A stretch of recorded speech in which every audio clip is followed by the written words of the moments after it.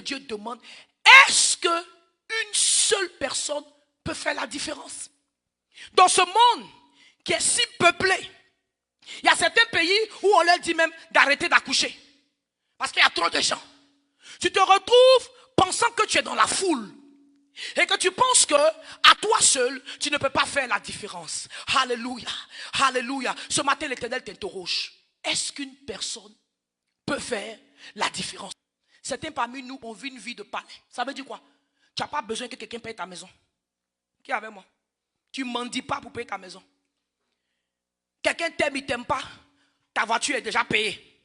C'est-à-dire, tu n'as pas besoin de te déranger avec les problèmes des autres. Et quand le chrétien commence à devenir trop confortable, il commence à oublier l'appel de Dieu, pas sur une personne individuelle, parce que l'église est un corps. L'appel de Dieu pour le corps, qui est l'église de Dieu.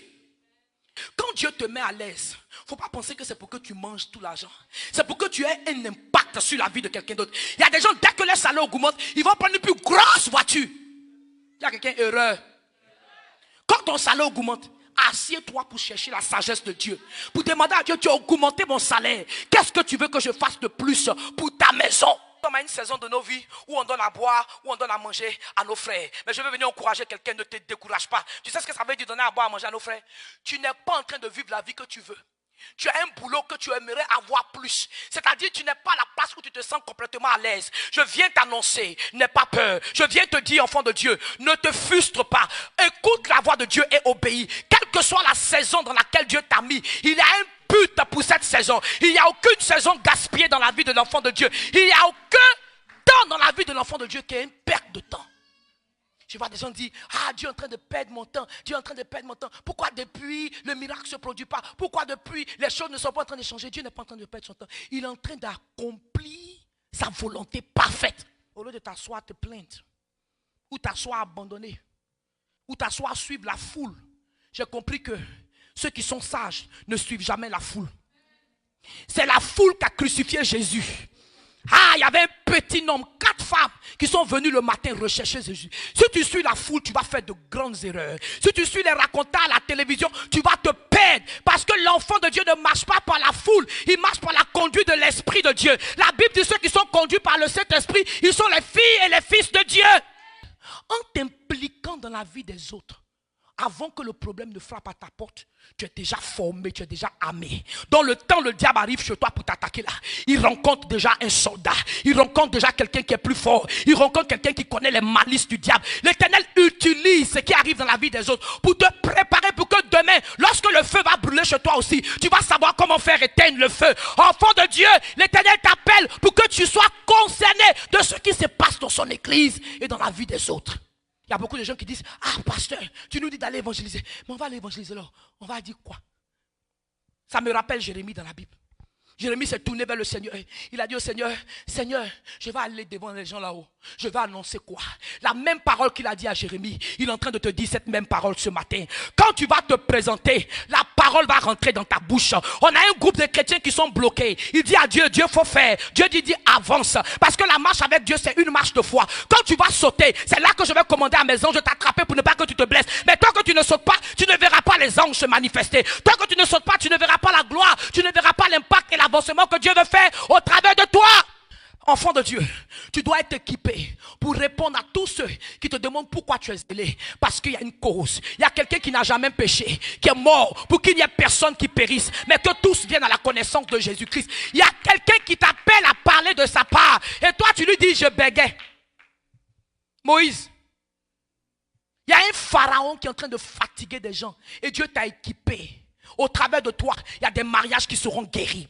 Au travers de toi, il y a une jeunesse qui va venir à Jésus-Christ. Et toi, tu es assis, je bégais.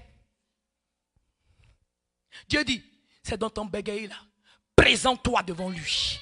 Je t'ai oint. Le Seigneur utilise les faibles pour ne pas que quelqu'un se glorifie. Quand il t'amène là, il permet qu'il y ait dans ta vie quelque chose qui est boiteux. Pour que tu te souviennes que ce n'est pas toi qui fais le miracle. Ce n'est pas toi qui avance les choses. C'est l'Éternel lui-même qui travaille. La Bible dit, il y avait dans le dos de Paul comme une bosse. Tous les matins, il disait au Seigneur, enlève la bosse. Aujourd'hui, il y a des gens qui disent, quand tu as fixé mon mariage, je vais servir. Quand je vais me marier, je vais rejoindre le ministère de la femme. Alléluia. C'est quand tu vas rejoindre le ministère de la femme que l'Éternel va ouvrir les portes, parce qu'il va maintenant te rendre sage pour être une femme prête. Oh, je parle à une femme ce matin. L'Éternel ne met jamais en pause l'appel de Dieu à cause de tes problèmes personnels. Ne met jamais en pause l'appel de Dieu. Une seule personne peut faire une différence. Quand Dieu te pose une question, c'est parce qu'il t'a déjà qualifié pour ce qu'il s'apprête à faire. Si c'est à toi qu'il a posé la question, c'est basé sur ce qu'il a mis en toi. Je dis, le monde dans lequel nous vivons, les gens font leur CV basé sur leur expérience passée.